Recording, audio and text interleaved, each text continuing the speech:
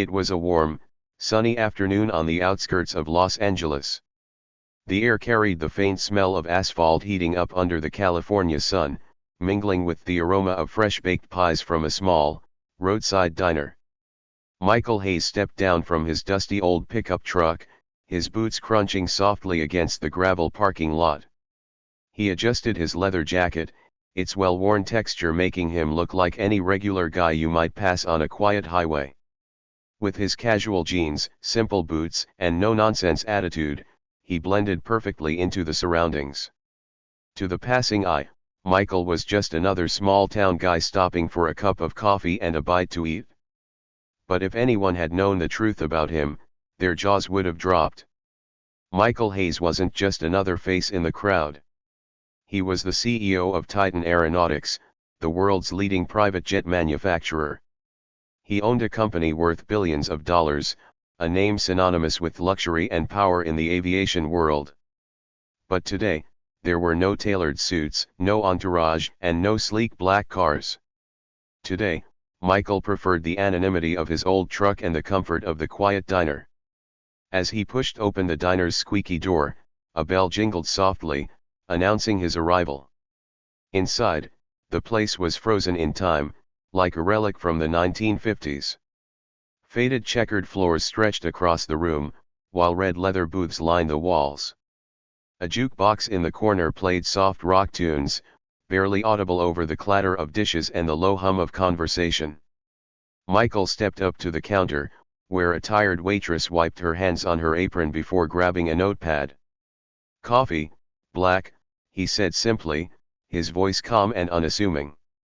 The waitress barely glanced at him as she poured the coffee into a chipped ceramic mug and slid it across the counter. "Anything else?" she asked, her tone curt but not unfriendly. Michael shook his head, offering a small smile before taking his coffee to a corner booth.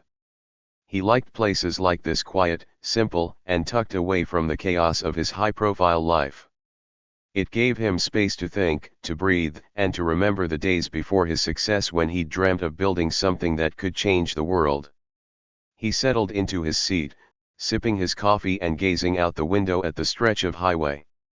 The hum of the jukebox and the faint chatter of other customers filled the air. It was peaceful. That peace, however, wasn't going to last long. The low growl of engines started faintly in the distance. It grew louder with each passing second, the rumble of motorcycles tearing through the quiet afternoon. Outside, a group of 6 bikers pulled into the gravel parking lot, their roaring engines and loud laughter shattering the calm.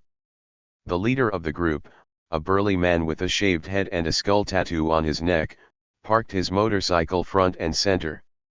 His leather vest bore the insignia of a local biker gang, one notorious for causing trouble wherever they went. They dismounted their bikes with an air of arrogance, their boots stomping heavily on the gravel as they swaggered toward the diner. Loud and unapologetic, they pushed open the door, their voices drowning out the soft rock playing from the jukebox. The customers fell silent. Heads turned as the bikers strutted in, their laughter and crude jokes filling the air. The leader glanced around, his sharp eyes taking in the small crowd before they landed on Michael. Michael didn't react. He kept sipping his coffee, his gaze calm as he stared out the window. "Looks like we've got ourselves a quiet one," the leader muttered to his crew, jerking his thumb toward Michael's corner booth. The others chuckled, clearly enjoying the idea of stirring up some trouble. "Hey, buddy," the leader called out, his voice loud enough to turn every head in the diner. "You look a little out of place here. Lost, are you?" Michael slowly turned his head, his eyes meeting the bikers for the first time. There was no fear in his expression, no hint of intimidation, just quiet patience. "No," Michael replied simply, his tone calm. "I'm right where I need to be." The leader raised an eyebrow, clearly not expecting such a steady response. "Is that so?" he said, smirking. "You don't look like you belong in a place like this. What's a guy like you doing out here, anyway? Taking a break from knitting club?" Laughter erupted from the biker gang, their voices echoing through the diner. The waitress froze mid-step, unsure whether to intervene or keep her distance. The other customers kept their heads down, clearly hoping to avoid becoming the next target of the gang's taunts. Michael, however, remained unfazed.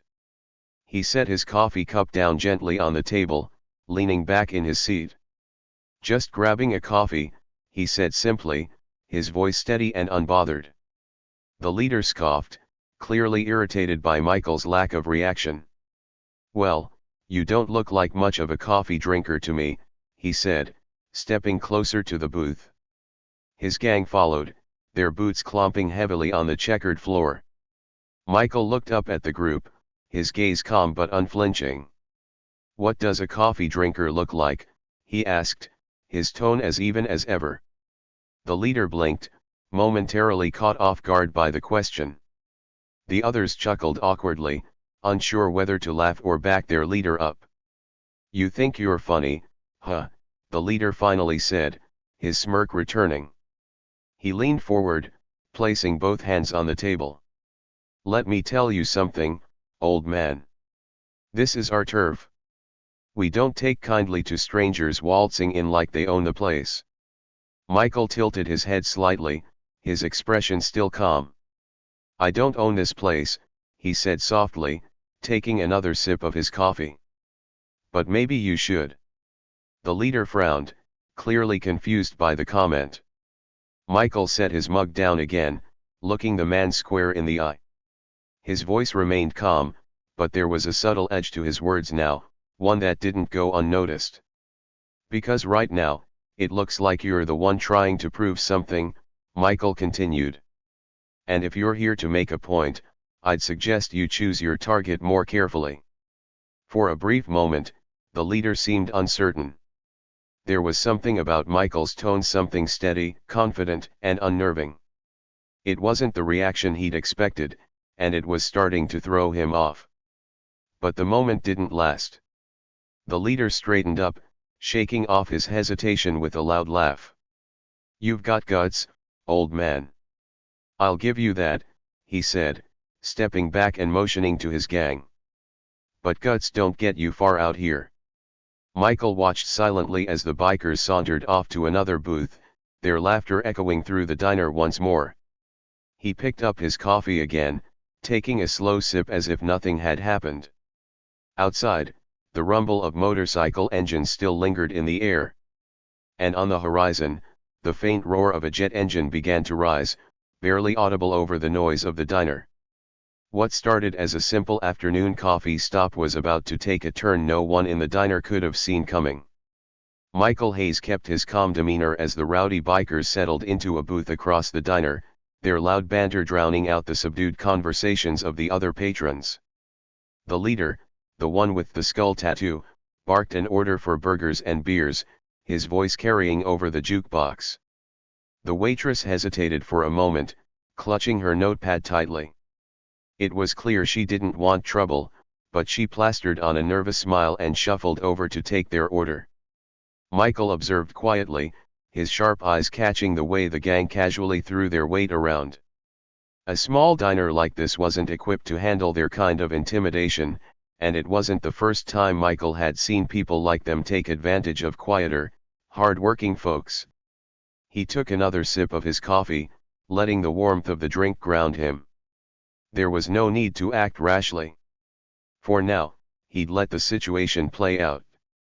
The bikers continued their obnoxious laughter, tossing back crude jokes and jostling each other like schoolyard bullies who'd never grown up. They thought they owned the room, that no one would dare to challenge them. And for the most part, they were right, at least for now.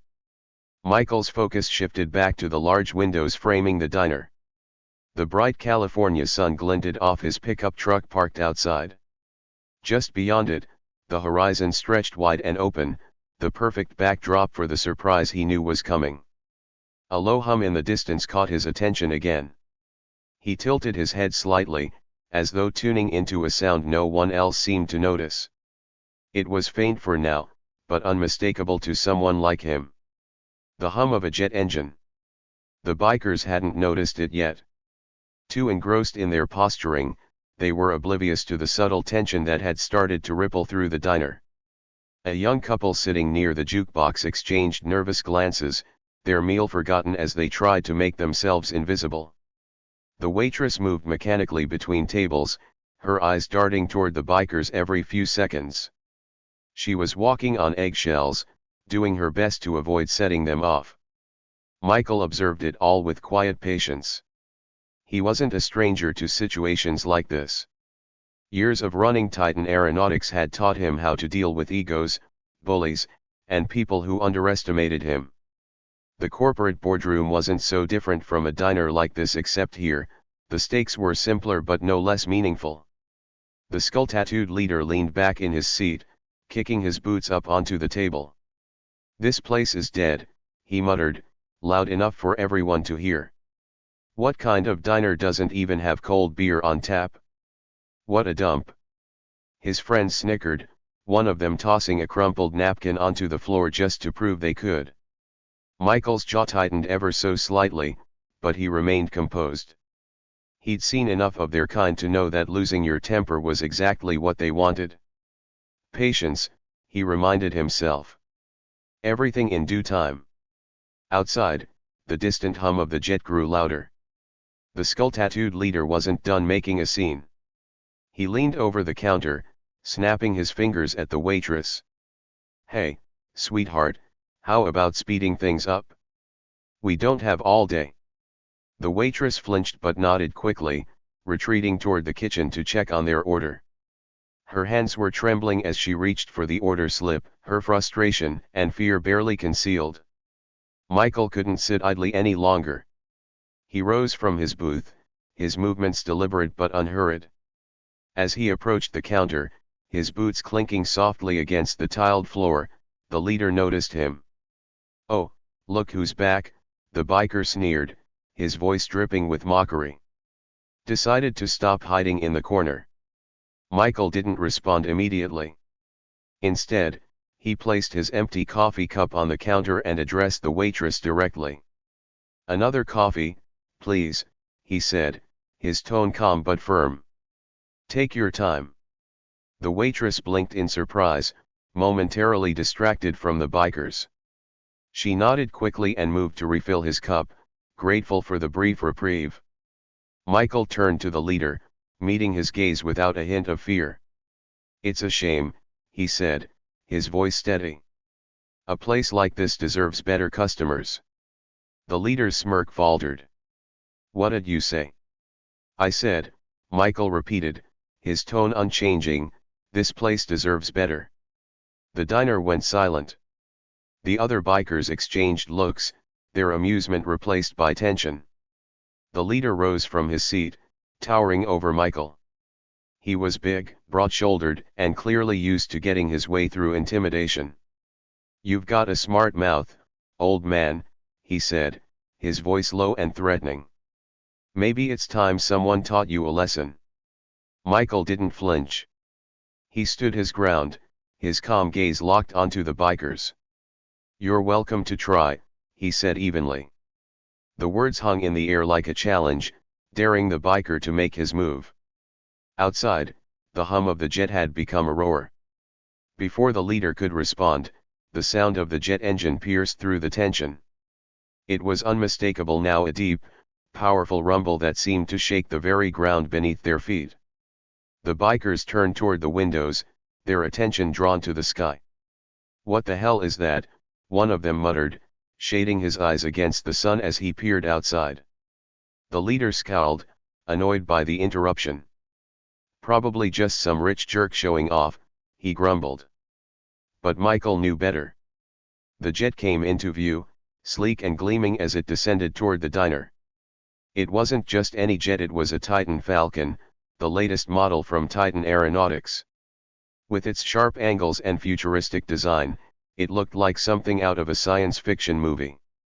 The bikers stared in stunned silence as the jet landed gracefully in the empty lot just beyond the diner. Dust and gravel kicked up in its wake, creating a dramatic scene that left everyone inside the diner speechless. Michael didn't move. He didn't need to. The leader turned back to him, his expression a mix of confusion and suspicion. "You know something about this?" he demanded. Michael didn't answer. Instead, he picked up his fresh cup of coffee, taking a slow sip as the jet's engines powered down. The diner door swung open, and a sharply dressed pilot stepped inside, his crisp uniform and confident stride commanding attention.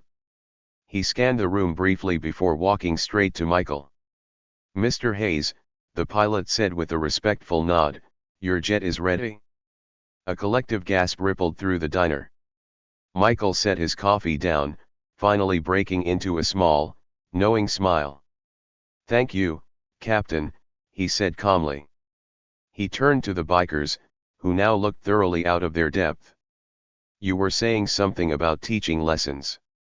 Michael asked, his tone light but pointed. The leader's mouth opened and closed, but no words came out. Michael didn't wait for a response. He walked past the group, his step steady and unhurried, as though he had all the time in the world. The customers watched in awe as he exited the diner and approached the waiting jet. The bikers, meanwhile, were left in stunned silence, their arrogance deflated by the sheer weight of what they just witnessed.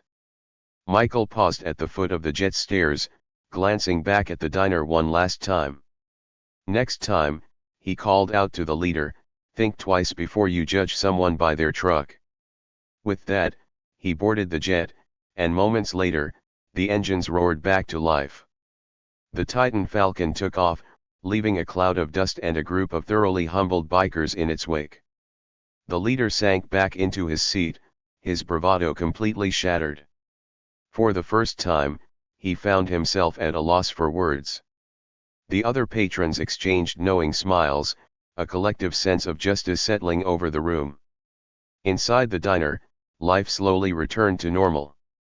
But for everyone who had witnessed that moment, the day Michael Hayes walked into their lives was one they'd never forget. Inside the diner, the air grew heavy with unease.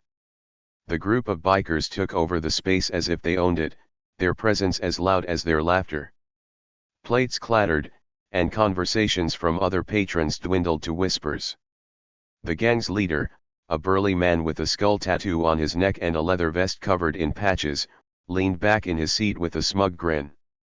"Man, this place is dull," he announced, his voice cutting through the diner like a knife. "Nothing but sad faces and weak coffee." The others chuckled in agreement, one of them throwing a peanut at the jukebox as if daring it to play something better. Their leader's sharp eyes scanned the room, landing on Michael, who sat calmly in his booth, sipping his coffee. The leader tilted his head, a mocking smile creeping across his face. "Hey, old man," he called out, his tone dripping with mockery. "You sure you're in the right place? Or did you take a wrong turn on your way to bingo night?" Michael didn't flinch. He didn't even glance their way, choosing instead to take another deliberate sip of his coffee. His calmness stood in stark contrast to the bikers' boisterous behavior, and it was that calmness that seemed to irritate them the most. "Hey," the leader barked, slamming his fist on the table. "Don't ignore me, pal. Or do I need to teach you some manners?" The sudden noise made the waitress flinch, spilling a few drops of coffee from the pot she was holding. She froze, her eyes darting between Michael and the gang, clearly dreading where this might go. Michael finally set his cup down, his movements measured and unhurried. He looked up, his calm blue eyes locking onto the bikers. His expression was unreadable, but there was something in his gaze, a quiet authority that hinted at depths no one in the room could see.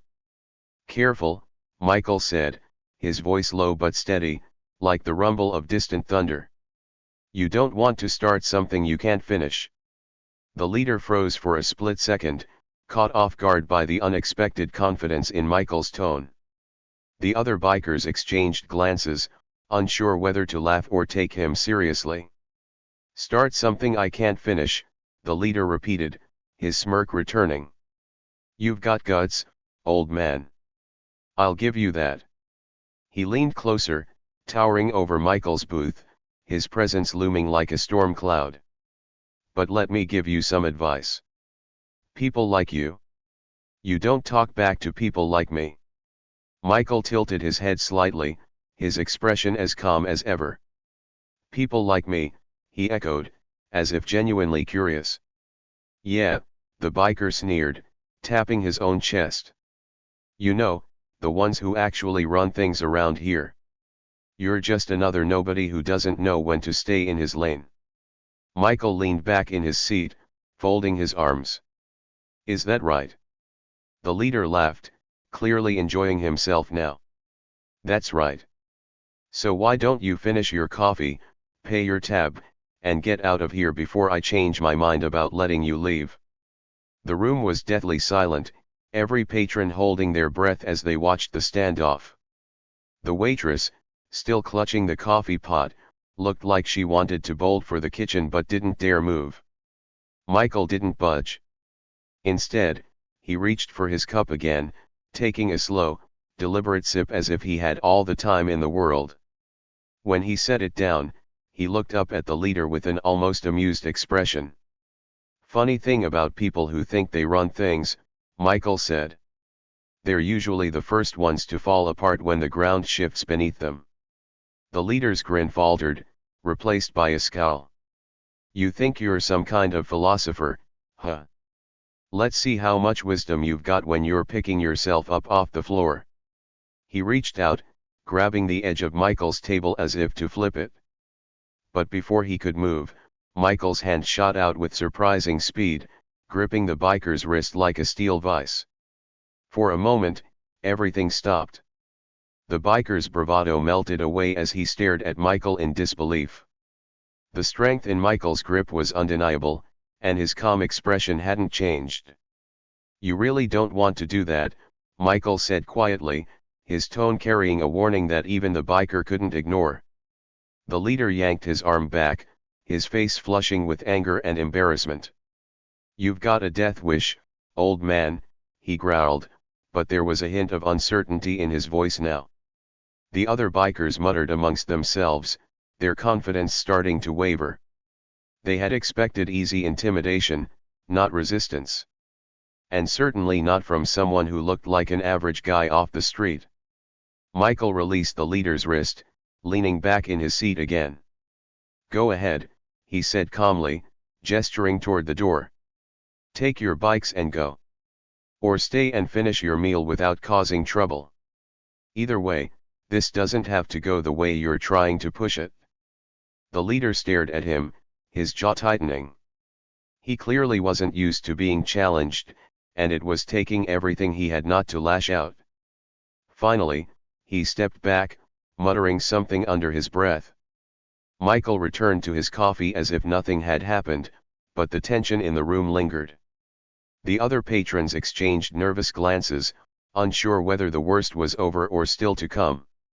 The leader slumped back into his booth, his pride wounded but his ego too stubborn to let him leave. This isn't over, he muttered, loud enough for Michael to hear. Michael didn't respond. He didn't need to. The waitress finally managed to move, hurrying over to Michael's booth with a fresh pot of coffee. Her hands were still trembling as she poured him a refill. Are you okay? She whispered, her voice barely audible. Michael nodded, giving her a reassuring smile. I'm fine. Don't worry about me. But the waitress couldn't hide her concern. She glanced at the bikers, who were still muttering amongst themselves, and then back at Michael. They're not going to let this go, she said quietly. Michael's smile didn't waver. They never do, he said. The waitress didn't know what he meant, but there was something in his tone, something steady and unshakable that gave her a sliver of hope. Outside, the faint hum of a jet engine began to grow louder. The bikers didn't notice the sound at first, too wrapped up in their own frustration. But Michael heard it. His sharp ears picked up the subtle vibration, the unmistakable hum of power in the air. He glanced out the window, his expression unreadable as the sound grew closer. It was a sound he knew better than anyone, a sound that signaled the arrival of something far bigger than the bikers could ever imagine. The leader finally noticed Michael's subtle change in focus. What are you looking at? he snapped, following Michael's gaze to the window. But before he could say another word, the roar of the approaching jet became impossible to ignore. "What the hell is that?" one of the bikers muttered, craning his neck to see outside. The leader scowled, his irritation deepening. "Probably just some show-off pilot buzzing around. Let's." He trailed off as the shadow of the jet swept across the diner, followed by the deafening roar of its engines as it descended toward the empty lot nearby. The bikers stared in stunned silence, their bravado replaced by confusion and unease. Michael took another sip of his coffee, a faint smile playing at the corners of his lips. The waitress, her eyes wide, whispered, "What's going on?" Michael set his cup down, standing up slowly. "Just a little shift in the ground," he said, his voice calm and steady. The door of the diner swung open, letting in a rush of air as the jet's engines powered down outside. The game had just begun. The bikers exchanged uneasy glances as the roaring engines outside faded into a steady hum. The leader, still trying to maintain control, scoffed and leaned back in his seat. "Big deal," he muttered. "Some rich idiot with a plane. What's that got to do with us?" But even he couldn't hide the flicker of curiosity, or was it unease, that crossed his face. The other patrons in the diner were glued to the windows, whispering nervously among themselves. It wasn't every day a private jet landed in the middle of nowhere. Michael stood up, slipping a few bills onto the table to cover his coffee. The waitress watched him, her brow furrowed in worry. "You're not leaving, are you?" she asked softly, her voice barely audible over the murmurs and rustling around them. Michael smiled faintly, his expression as calm as ever. "I've got something to take care of," he said. The leader of the bikers watched him closely, his eyes narrowing. "What's the rush, old man?" he called out, his voice sharp and mocking. "You got a plane to catch or something?" Michael paused at the door, glancing back at the leader with an unreadable expression. "Something like that," he said simply before stepping outside. The sound of his boots against the gravel echoed in the suddenly quiet parking lot. The bikers shuffled to the windows, peering out to see what was going on. "What is he up to?" one of them muttered. The leader shoved his way to the front, scowling as he watched Michael stroll toward the jet that had just landed. The sleek aircraft was a sight to behold, shiny, pristine, and clearly worth more money than any of them had ever seen in their lives. "Wait a second," one of the bikers said, his voice tinged with disbelief. "You don't think that's his jet, do you?" The leader snorted. "Don't be stupid. A guy like that? Please. He probably works as a janitor for whoever owns that thing." But even as he said it, doubt crept into his voice. Outside, Michael stopped a few feet from the jet as the door opened and a staircase unfolded. A sharply dressed man stepped out, his posture rigid and professional. "Mr. Hayes," the man said, his voice carrying across the lot. "We're ready when you are." The bikers froze. Did he just say Mr. Hayes? One of them asked, his voice barely above a whisper. The leader's scowl deepened as he watched Michael ascend the steps without a backward glance. Inside the diner, the tension was palpable. The waitress stared out the window, her mouth slightly open in disbelief. Who is he?" she whispered, more to herself than anyone else. The leader of the bikers slammed his hand against the counter, his frustration boiling over. "I don't care who he is," he snarled. "He thinks he can just walk out of here and make us look stupid? No way." One of his cronies hesitated. "Boss, maybe we should let it go. If he's some big shot." The leader shot him a glare that could melt steel. "Let it go? Are you kidding me? We don't back down from anyone, got it?" The biker nodded reluctantly, but the uncertainty in his eyes didn't fade. Outside, Michael disappeared into the jet, and the door closed behind him. The engines roared to life once more, their powerful vibrations rattling the windows of the diner. The leader smirked, his bravado returning. See? He's running scared. Probably didn't want us to figure out who he really is, a nobody. The others chuckled nervously, but their laughter felt forced.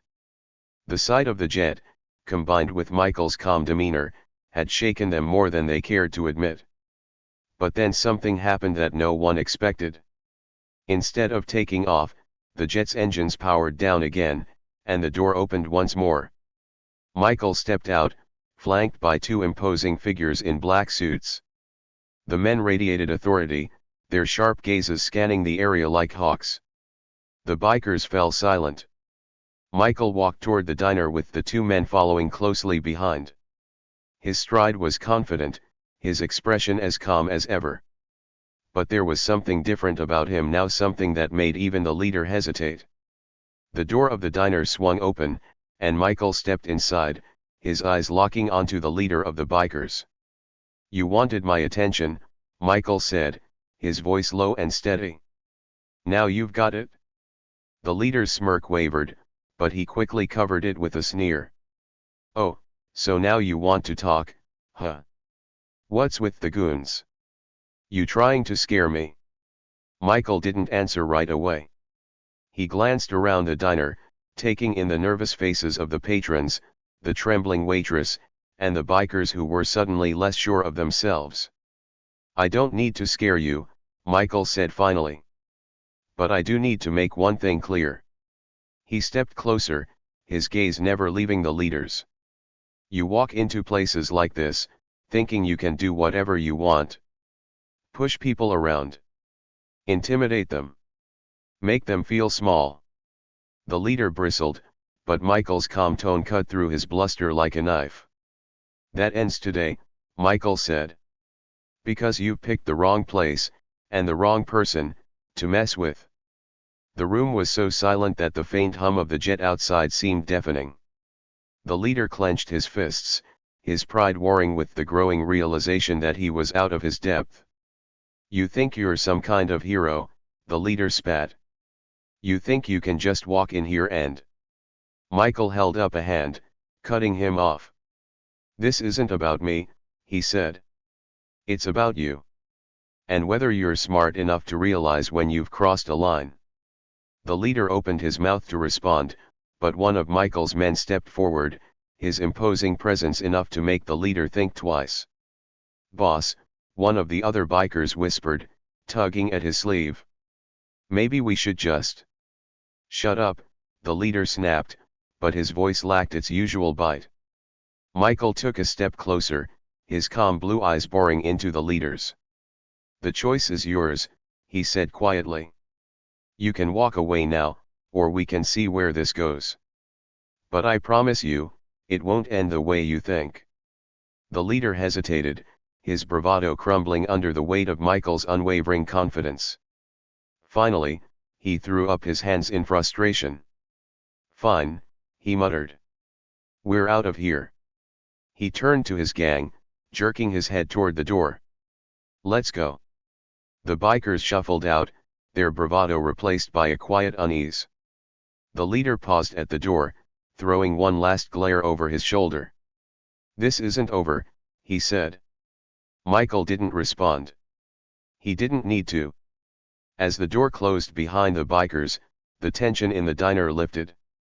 The patrons let out a collective sigh of relief, and the waitress finally set down the coffee pot she'd been clutching. Michael returned to his booth, picking up his coffee cup as if nothing had happened. The waitress approached cautiously. Are you some kind of big deal or something?" she asked, her voice filled with a mix of awe and curiosity. Michael smiled faintly. "I'm just a guy who likes his coffee," he said. But the look in his eyes said otherwise. The air outside the diner was heavy with disbelief as the bikers stared at the gleaming private jet in stunned silence. The once rowdy group now stood slack-jawed, their earlier bravado fading with each step Michael took toward the aircraft. "Is that his jet?" one of them muttered, voicing the question they were all too afraid to ask outright. "It can't be," said another. "That guy. He looks like he lives in that beat-up truck." but reality hit hard as Michael reached the base of the jet staircase. With a quiet press of the remote, the door folded open like the wings of a bird, revealing an interior that looked more like a high-tech luxury suite than an aircraft. The leader of the bikers, still trying to save face, scoffed. So, he knows the pilot. Big deal. Probably just catching a ride. But deep down, even he wasn't convinced. There was something about Michael's calm demeanor, his steady confidence, that hinted at much more.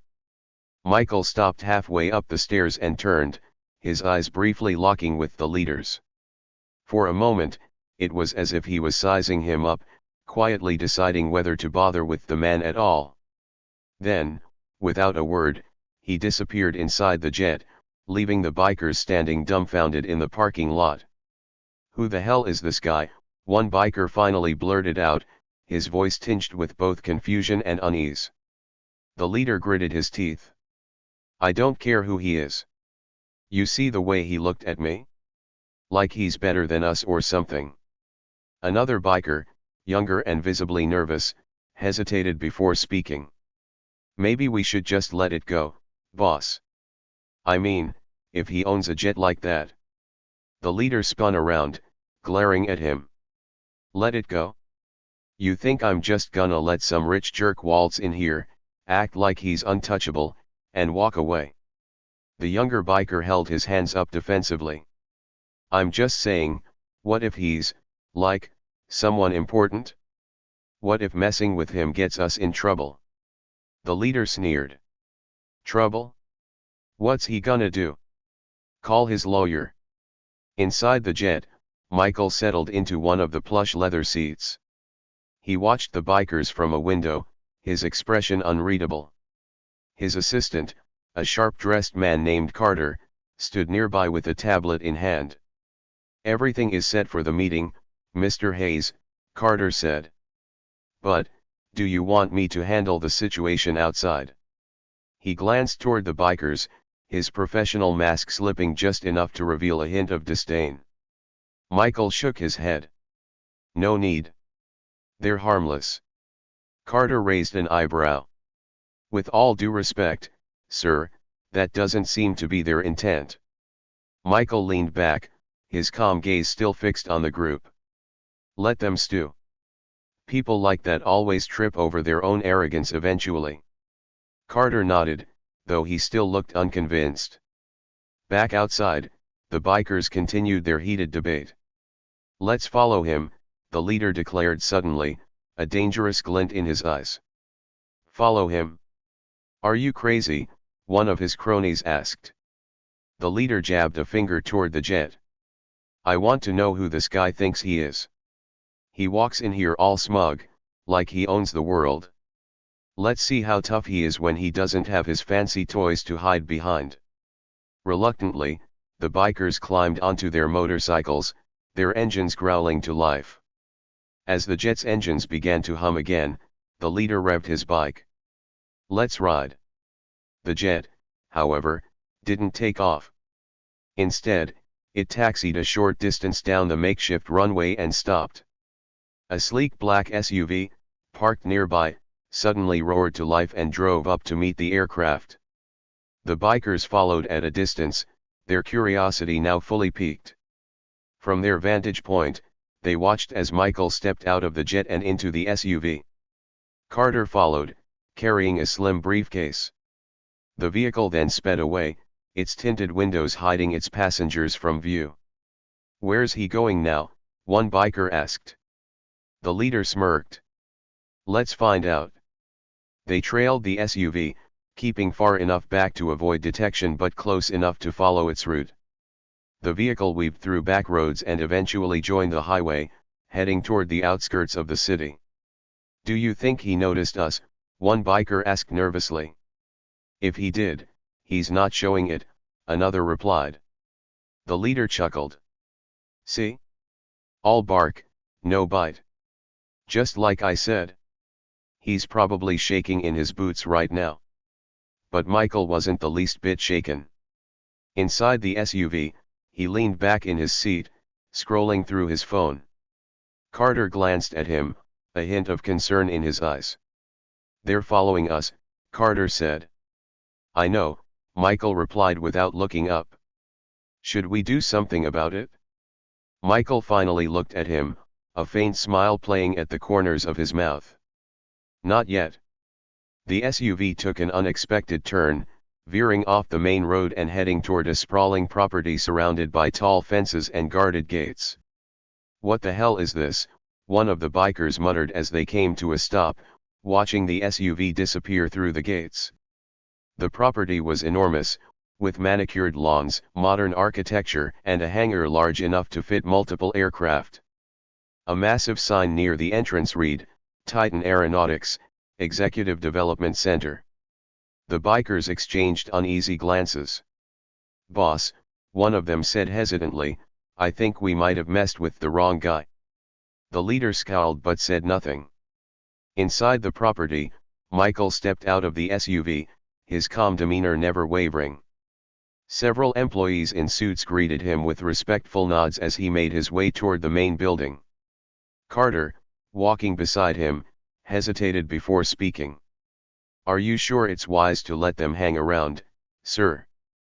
They're clearly looking for trouble." Michael stopped, turning to face Carter with a faint smile.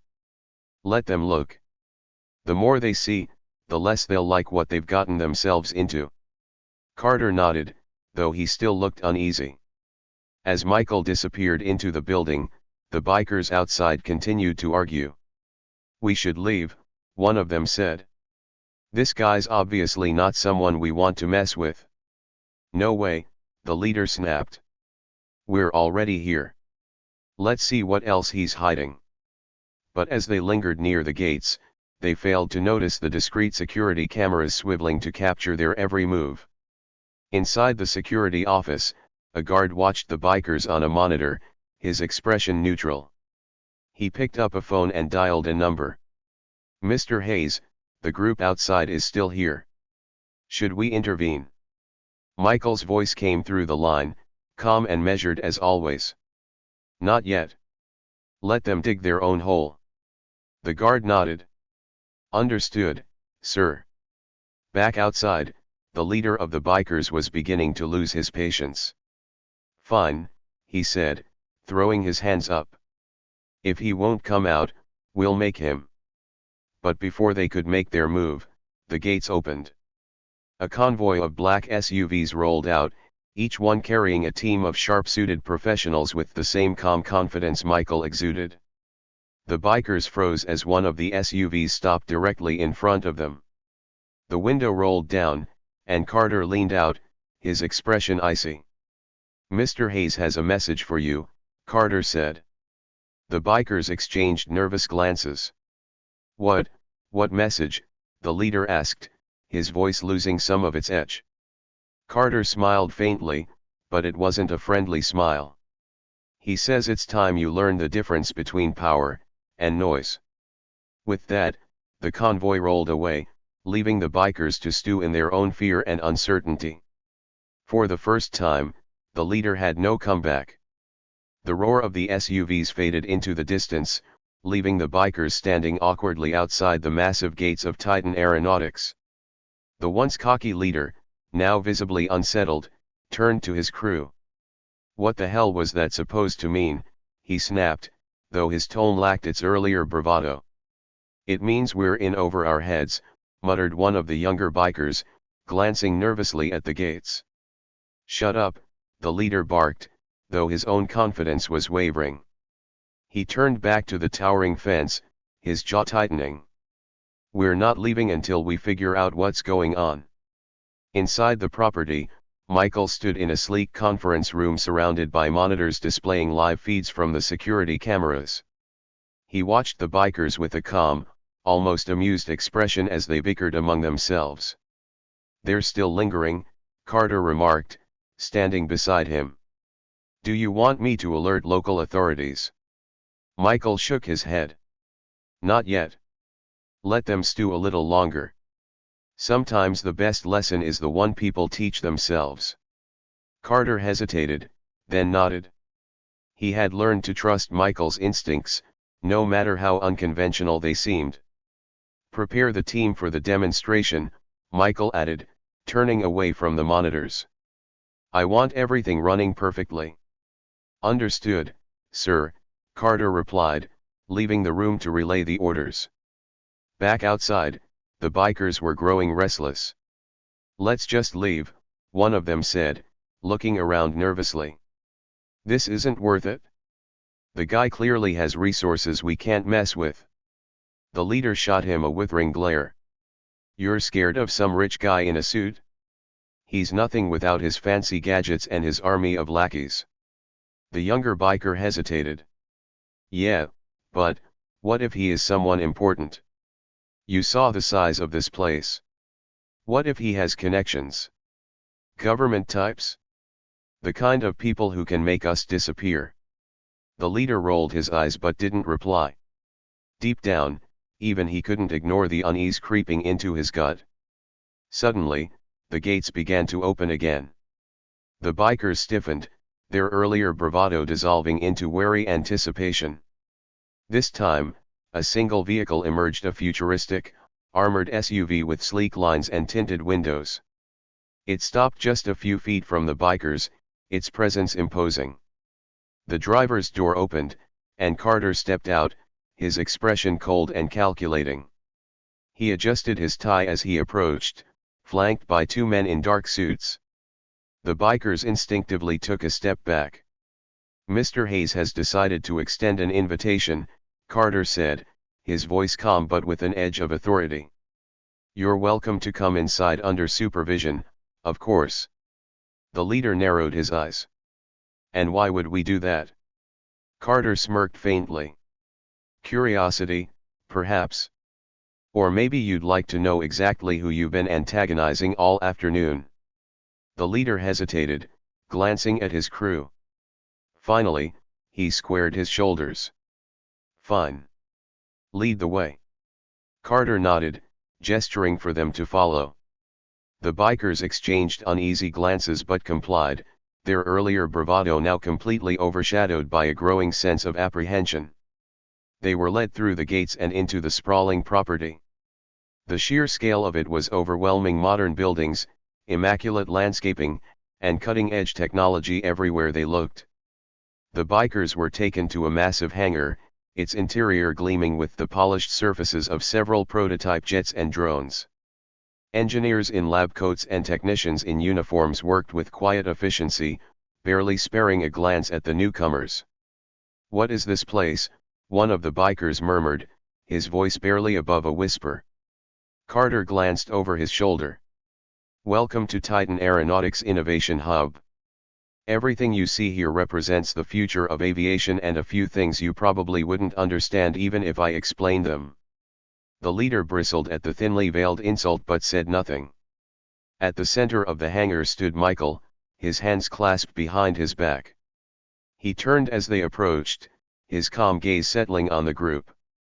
"Gentlemen," he said, his voice carrying a quiet authority. "I see you've decided to accept my invitation." The leader squared his shoulders, trying to regain some semblance of control. "You've got a fancy setup here, I'll give you that. But what's the point? You trying to scare us or something?" Michael's lips twitched in the faintest hint of a smile. "Scare you? No. Educate you, perhaps." The leader scowled. "Educate us? About what?"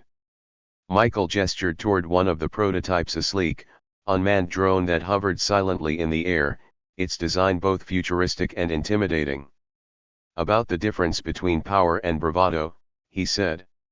"You see, real power doesn't need to shout. It doesn't need to intimidate. It simply exists, unshaken by the noise around it." The bikers watched the drone in uneasy silence as it performed a series of complex maneuvers with precision and grace. "What's your game, old man?" the leader demanded, though his voice lacked its earlier confidence. Michael stepped closer, his calm gaze locking onto the leader's. "No game. Just a lesson. You've spent the day trying to provoke me, trying to prove something to yourselves, maybe, or to each other. But tell me, what have you really achieved? The leader opened his mouth to respond, but no words came. Michael's expression softened, though his tone remained firm. You see, strength isn't about loud motorcycles or crude remarks. It's about control. Focus. The ability to shape the world around you, not with noise, but with purpose. The hangar fell silent, the weight of Michael's words settling over the group like a heavy blanket. Finally, the younger biker spoke, his voice hesitant. So, what do you want from us? Michael smiled faintly. Nothing. I've already made my point. The question is, what do you want from yourselves? The bikers exchanged uncertain glances, the tension in the air giving way to something more introspective. Michael turned to Carter. Escort them out when they're ready. And make sure they have everything they need to find their way back. Carter nodded. Of course, sir. As Michael walked away, the leader of the bikers called after him. Wait. Michael paused, glancing over his shoulder. Why didn't you call the cops? Or have us thrown out? The leader asked, his voice tinged with genuine curiosity. Michael's smile was calm, almost enigmatic. Because sometimes the best way to handle a problem is to let it solve itself. With that, he disappeared into the labyrinth of the hangar, leaving the bikers to contemplate the unexpected turn their day had taken. Outside, as they mounted their motorcycles, the younger biker spoke again. You think we'll see him again? The leader didn't respond right away. Finally, he muttered, if we do, let's hope it's on better terms. And with that, the roar of their engines faded into the distance, leaving Titan Aeronautics as serene and unshaken as ever. The jet climbed higher, its engines cutting through the air like a blade. The bikers stood there, helmets in hand, their bravado crumbling into stunned silence. The leader, fists clenched, growled under his breath, who the hell is that guy? They hadn't expected this, a confrontation that left them not victorious, but unsettled. Michael Hayes, the man they dismissed as a nobody, had turned their arrogance into confusion with just a few words and a glimpse of his world. Maybe we should leave this alone, one of the younger bikers muttered nervously. But the leader wasn't ready to admit defeat. No way. Nobody makes a fool of us like that. His voice lacked its usual certainty, though, as his eyes lingered on the now empty sky where the jet had disappeared. Miles above the earth, Michael leaned back in his seat, a calm smile playing on his lips. Opposite him sat Carter, tablet in hand, reviewing the day's schedule. You handled them perfectly, sir, Carter remarked without looking up. They'll be thinking about this for weeks. Michael chuckled softly. They'll either learn from it or dig themselves into a deeper hole. Either way, I've done my part. Carter hesitated, then asked, why didn't you just call security when they first started harassing you? It would have been simpler. Michael glanced out the window at the endless blue sky, his expression contemplative. Because sometimes people need to see the bigger picture. A show of force is easy, it shuts people up, but it doesn't teach them anything. This way, they get a lesson they won't forget. Carter nodded thoughtfully, returning his focus to the tablet. Meanwhile, back at the diner, the bikers were still wrestling with their wounded pride. They had regrouped in the parking lot, their loud boasts replaced by murmurs of uncertainty. Did you see the look on his face? One of them asked. He wasn't scared of us at all. Yeah, another added. And that jet? That's not the kind of thing a regular guy just has. The leader, pacing near his bike, snapped, enough with the guessing. We need answers. How do you expect to get those? A biker asked hesitantly. We don't even know his name. The leader paused, narrowing his eyes as a thought struck him. He pulled out his phone and began typing furiously. If he's flying a jet like that, someone's gotta know who he is. A guy like that doesn't stay invisible. It didn't take long. A few searches later, he froze, his eyes widening as a string of search results stared back at him. Michael Hayes, CEO of Titan Aeronautics. The leader read on, his mouth going dry. Titan Aeronautics wasn't just any company, it was the company. The leader's face paled as he realized the man they had mocked was one of the most powerful figures in the aviation industry, a billionaire who built the very jets they had marveled at. "Guys," he said, his voice trembling slightly. "You're not gonna believe this." The others gathered around, peering at the phone screen. "No way," one of them whispered. "You're saying we were messing with that guy?" another asked, his face a mix of disbelief and dread. The leader swallowed hard, his earlier bravado replaced by unease. "Yeah. And we're lucky he didn't decide to bury us." Hours later, the bikers were back on the road, quieter than they'd ever been. The leader couldn't shake the memory of Michael's calm, piercing gaze. It wasn't anger or aggression, it was the look of a man who didn't need to prove anything, a man who held the kind of power they couldn't begin to understand. As they rode, their path took them past a massive billboard. Towering over the highway, it displayed a sleek image of a jet soaring through the clouds. Beneath it were the words, "Titan Aeronautics, redefining the skies." The bikers slowed down, their engines rumbling as they gazed up at the advertisement. "Think he's watching us now," one of them joked weakly, though his nervous chuckle betrayed his lingering fear. The leader didn't answer. His grip on the handlebars tightened as he stared at the billboard, the reality of their encounter sinking in. Back at Titan Aeronautics headquarters, Michael was finishing a meeting with his senior executives. As the team dispersed, Carter approached him. "Sir, we've received word from security. The bikers are leaving town. No further incidents." Michael nodded, unsurprised. "Good. Let's hope they've learned something." Carter hesitated. "And if they haven't?" Michael's expression hardened slightly. "Then they'll learn the hard way." Carter nodded, stepping back as Michael turned to gaze out the massive windows overlooking the city below. The world seemed small from where he stood, the sprawling skyline dwarfed by the ambitions he carried. People often underestimated him, mistaking his quiet demeanor for weakness, his simplicity for insignificance. But those who challenged him learned quickly, Michael Hayes didn't play games, and he never lost. The bikers, meanwhile, found themselves grappling with an unfamiliar feeling: humility. Their leader, usually quick with a snide remark or a boast, remained silent as they rode into the horizon. "Do you think we'll ever cross paths with him again?" one of them asked, breaking the silence. The leader shook his head. "If we're smart, we won't." As the sun dipped below the horizon, their bikes roared into the fading light.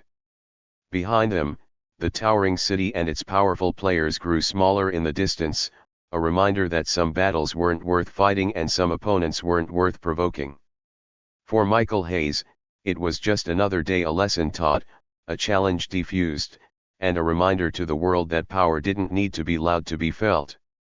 For the bikers, it was a day they wouldn't soon forget, a humbling experience that left them questioning not just the man they had underestimated, but themselves. And in the end, the skies remained his domain, unchallenged and untouchable. The bikers continued down the road, their usual camaraderie replaced by a heavy silence. The leader, Mac, pulled over near a desolate gas station. He dismounted his bike, motioning for the rest to do the same. "We need to talk," Mac said, his tone carrying a seriousness that wasn't typical of their usual bravado. The group exchanged glances but complied, forming a loose circle around their leader. Mac held up his phone, displaying the search results that revealed Michael Hayes' identity. "We didn't just mess with some random guy," Mac began, his voice low. "We mocked one of the richest men in the world. This guy's not just powerful, he's the kind of powerful that can erase people like us without breaking a sweat."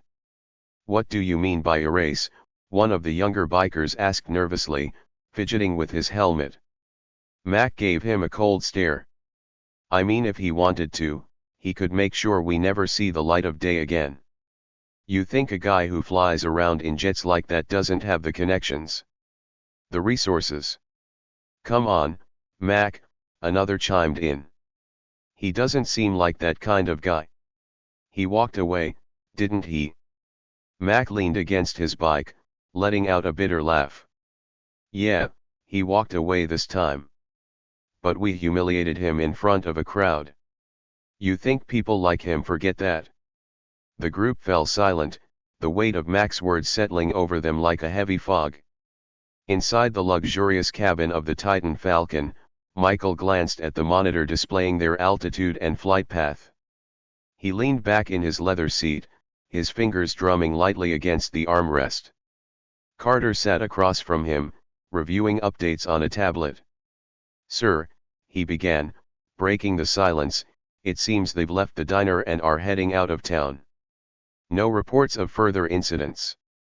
Michael nodded absently, his mind clearly elsewhere. "Do you think they'll take this as a warning?" Carter asked cautiously. Michael gave a small smile, his eyes still fixed on the window.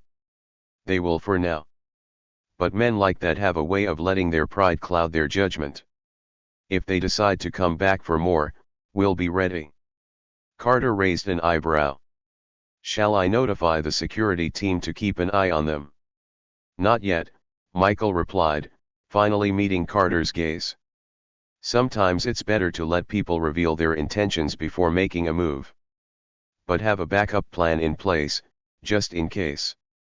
Carter nodded, making a note on his tablet. Back at the gas station, the bikers had split into smaller groups, some debating their next steps while others simply stood in contemplative silence. "This is stupid," muttered one biker, a lanky man with a patch that read Slim. "We didn't hurt him, and he didn't do anything to us. Why don't we just let it go?" Mac shot him a glare. "Because it's not just about him. It's about us. You think we can just slink away with our tails between our legs? Word gets out that we backed down, and every punk with a grudge will think they can take us on." "But this guy isn't just anyone," another biker interjected. "He's on a whole different level." Mac's jaw tightened. He hated to admit it, but they were right. Michael Hayes wasn't like the small-town locals they usually intimidated. He was untouchable in a way that made Mac feel small, and he despised that feeling. The following morning, Michael was back in his sprawling office at Titan Aeronautics headquarters. The sleek, modern space was a reflection of the company's innovative ethos: glass walls, minimalist furniture, and an entire wall displaying real-time footage of Titan's manufacturing facilities. Carter entered, carrying a fresh batch of reports. "Good morning, sir. I've compiled updates on yesterday's incident, as well as some new developments in the company's upcoming projects." Michael gestured for him to sit. "Let's start with yesterday. Any sign of those bikers?" Carter shook his head. "They've gone off the grid, but I wouldn't take that as a sign of surrender. Our analysts suggest they might be regrouping or planning their next move." Michael smirked. "Planning their next move, huh? Let them. If they want to play games, they'll find out I'm not the kind of man you gamble with." Carter hesitated before asking, "Do you want me to alert the authorities, just in case?"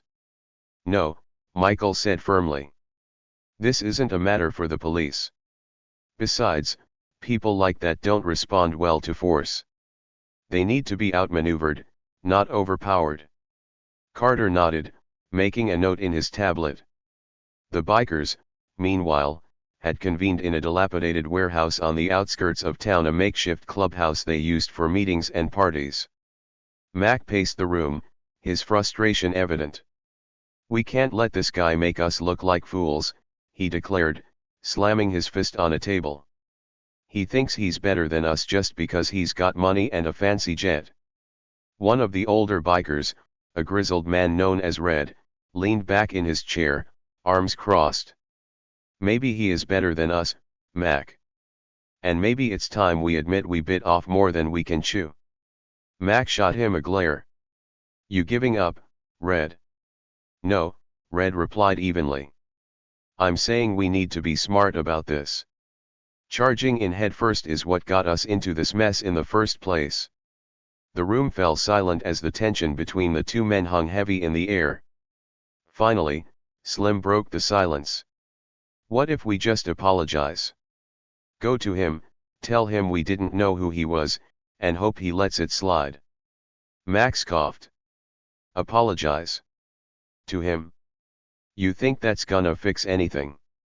It might, Slim argued. Or it might stop him from coming after us. Max shook his head. We don't apologize. We win. At Titan headquarters, Michael was on a conference call with his legal and security teams. If they come back, we're ready, one of the security chiefs assured him. We've increased surveillance around your properties and added extra personnel to key locations. Good, Michael replied. But let's keep things subtle. I don't want them to feel like they're being hunted. People are more reckless when they think they've got nothing to lose. As the call ended, Carter approached with an update.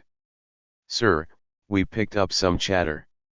The bikers are meeting at a warehouse outside of town. It seems their leader is planning something. Michael raised an eyebrow.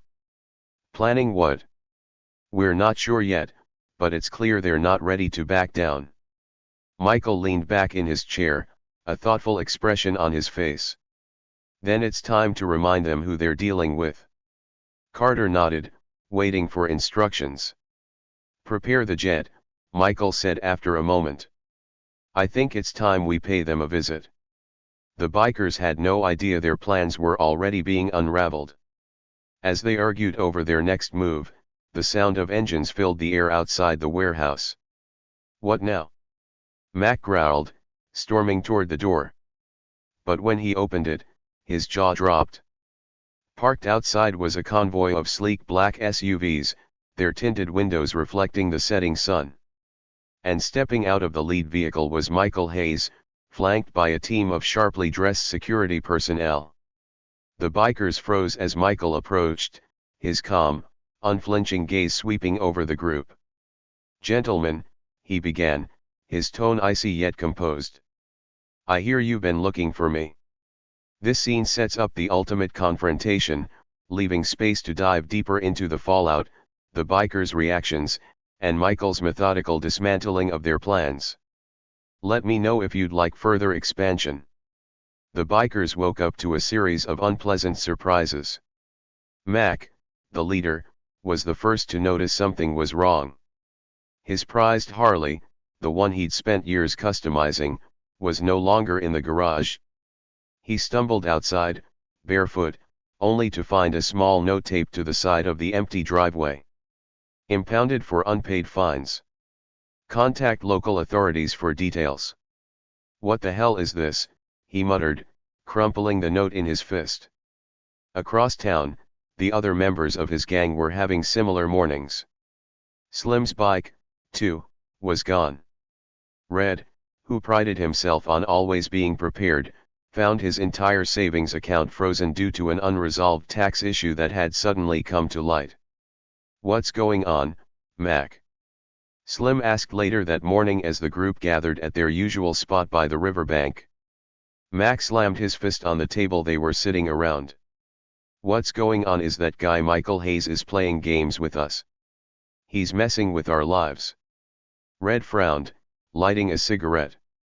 Messing with us? Or just showing us what happens when we mess with him? I warned you this guy wasn't someone to take lightly. Shut up, Red, Max snapped. We're not done yet. He's trying to scare us, that's all. But we don't scare easy. Slim shifted uneasily in his seat.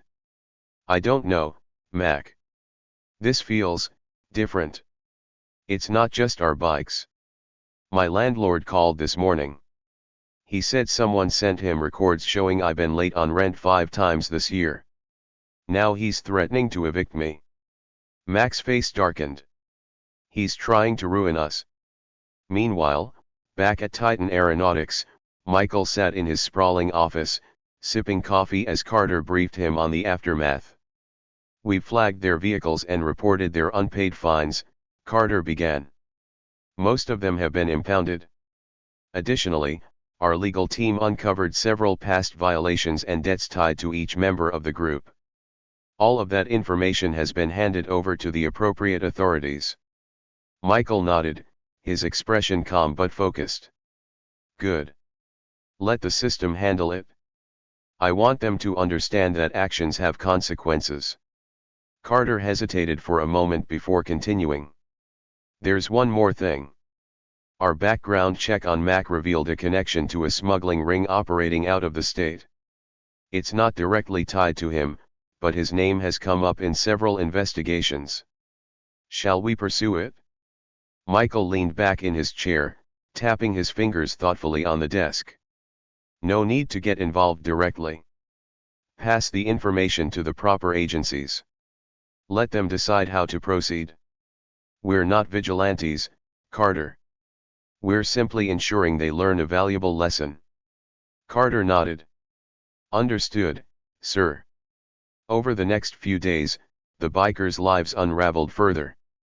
Slim lost his rental home when his landlord followed through on the eviction. Red received notice that a lien had been placed on his property for unpaid taxes. Another member of the group, Pete, was arrested after unpaid speeding tickets led to a warrant being issued for his arrest. The group tried to regroup at their warehouse hideout, but even that sanctuary was no longer safe.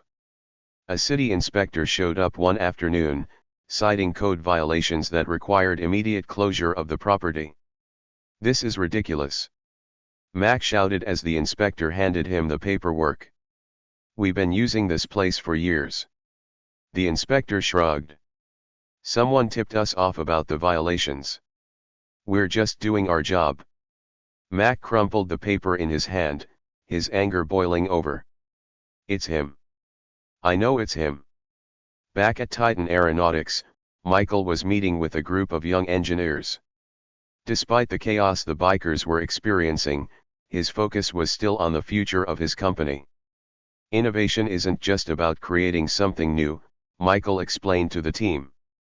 "It's about understanding the needs of the world and finding solutions that others can't see yet." One of the engineers raised her hand. "Mr. Hayes, how do you stay calm under pressure? With everything you've built, there must be a lot of people trying to take advantage of you or bring you down." Michael paused, considering the question carefully. "Staying calm is about knowing your power," he said. "When you understand what you're capable of, you don't need to react to every challenge. You just let your actions speak for you." The room fell silent, the team absorbing his words.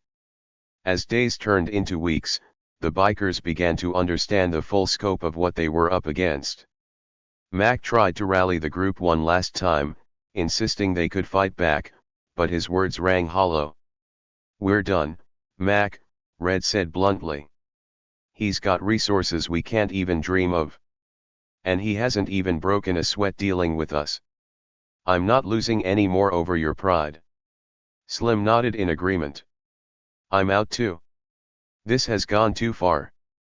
I've got nothing left to lose, and I'm not sticking around to find out what happens next."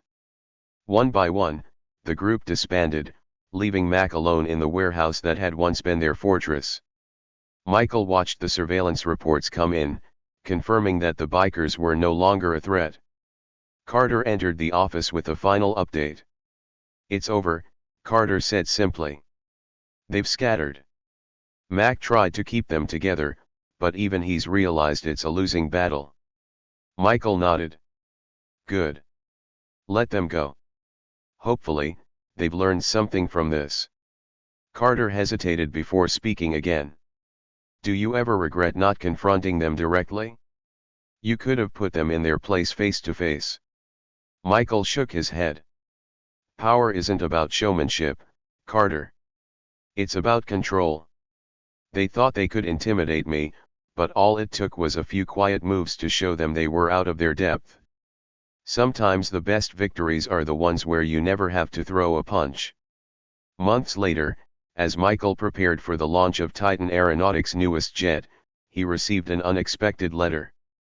It was from Slim, one of the bikers. In the letter, Slim apologized for his actions, explaining how the experience had forced him to re-evaluate his life. He had found a job and was working to rebuild what he had lost. Michael read the letter with a small smile, folding it carefully before placing it in his desk drawer. Sometimes, he said to himself, people just need the right push to change. In the end, the bikers had been their own undoing, and Michael had taught them a lesson without ever raising his voice.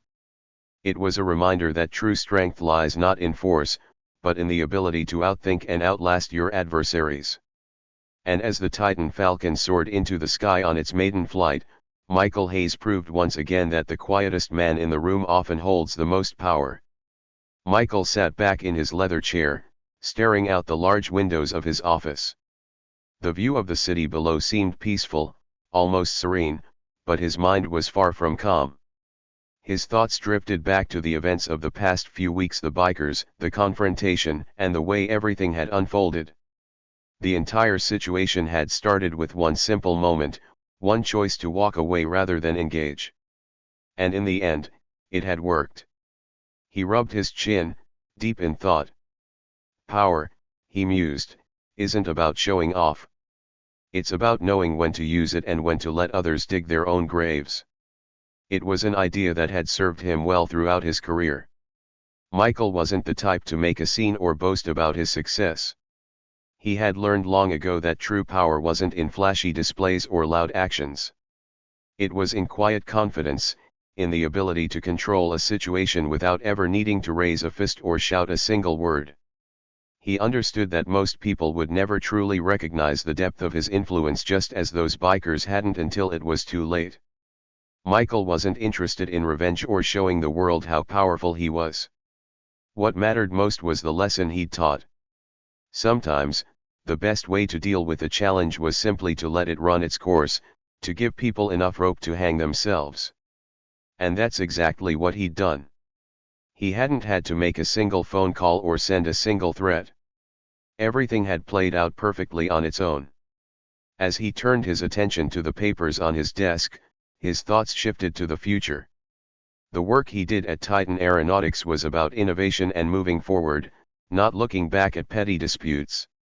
The Titan Falcon, the new jet he'd been working on for months, was about to be launched. It was going to be a major step for the company, the kind of leap that would solidify Titan Aeronautics as the world leader in private aviation. Michael had built his empire by thinking ahead, by looking beyond what was in front of him. He didn't need to dwell on past conflicts. What mattered was that Titan Aeronautics would continue to soar, breaking new records and setting new standards for what was possible. He was at the helm of something much bigger than any biker gang or petty disagreement. But as Michael sifted through the paperwork, something caught his eye: a letter. It wasn't from anyone he knew personally, but the name on the envelope rang a bell. It was from Slim, one of the bikers who had been a part of the whole mess. Michael opened the letter slowly, curious to see what it said. The letter was brief, but it was sincere. Slim wrote about how he had come to realize the error of his ways. He had lost everything: his reputation, his pride, and most importantly, his friends. But in the end, he had found a way to rebuild his life. He'd started a new job, kept his nose clean, and was working hard to make things right. Michael smiled slightly as he read the words. It wasn't often that someone took responsibility for their actions, but it seemed that the encounter with him had made a lasting impression on Slim. The biker had learned the lesson that Michael had hoped he would: actions had consequences. But more than that, Slim had learned that people could change, that they didn't have to remain stuck in a cycle of destruction. Michael folded the letter carefully and placed it in his desk drawer. He hadn't done anything to force this change.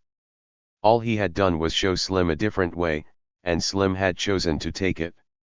That was all it took sometimes, a single moment of clarity, the willingness to see things from a different perspective. In that moment, Michael realized that his approach to life wasn't just about business. It was about something deeper, a philosophy that applied to everything he did. Whether in the boardroom or in moments like the one with the bikers, he had learned that true strength didn't come from force or aggression. It came from restraint, patience, and knowing when to act, and more importantly, when not to act. Sometimes, the quietest person in the room holds the most power, Michael thought to himself. It was a lesson he had learned early in life and had carried with him through every step of his journey. And it was a lesson that, perhaps, others needed to learn as well. The world was filled with people who relied on loudness and aggression to get what they wanted. But those who knew how to hold back, who could calmly assess the situation and make the right moves at the right time, were the ones who ultimately held the power. It wasn't about winning every battle. It was about winning the war, and knowing when to fight and when to let things play out. Michael's success wasn't just the result of his intelligence or business acumen. It was the result of understanding human nature, of knowing how to read a room and anticipate the moves of those around him. He didn't need to throw his weight around. He didn't need to prove anything. His actions spoke for themselves. He glanced back at the city below, thinking about everything he had built and everything that was still to come. Titan Aeronautics wasn't just a company to him. It was a symbol of his philosophy, a symbol of quiet power, of the ability to create something that would outlast any one person or any single moment. It wasn't just about building airplanes. It was about building something lasting, something that would change the world in ways others couldn't even imagine. The sun began to set, casting a warm glow over the city. Michael stood up from his desk and walked toward the window. He took a deep breath, letting the quiet peace of the evening wash over him. He didn't need the spotlight or the adoration of others. He didn't need anyone to acknowledge his power. What mattered was that he knew who he was and he knew how to use his power wisely. And in the end, that was enough. Sometimes, the world will judge you based on what they see, he whispered to himself, his reflection in the window catching his eye. But it's not about what they see. It's about what they don't see. He smiled softly, turning away from the window as he focused on the work ahead of him. Titan Aeronautics would continue to rise, and he would continue to quietly shape the future one calculated step at a time. And as the night settled over Los Angeles, Michael Hayes was reminded once again that the most powerful people are often the ones you least expect.